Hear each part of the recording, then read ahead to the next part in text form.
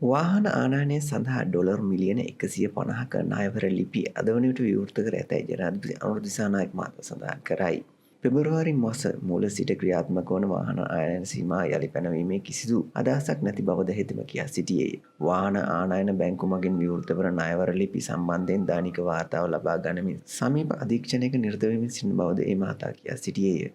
ජනාධිපති අනුර කුමාර දිසානායක මහතා මෙම අදහස් පළ කළේ කොළඹ ශැංගිලා හෝටලයේ ඊයේදී පැවති තරුණ ලාංකීය ව්‍යවසාය මණ්ඩලයේ 26 වන සමුළුවේදී එක්වෙමිනි. තිරිංග යොදා සිරකර තිබෙන ආර්ථිකයක් වෙනුවට යම්තරා නිදහස් චලනයක් ඇති ආර්ථිකයක් නිර්මාණය කිරීම සඳහා මෙවර අයවැයෙන් කටයුතු කර තිබෙන බව ජනාධිපතිවරයා මෙහිදී ප්‍රකාශ කරේය.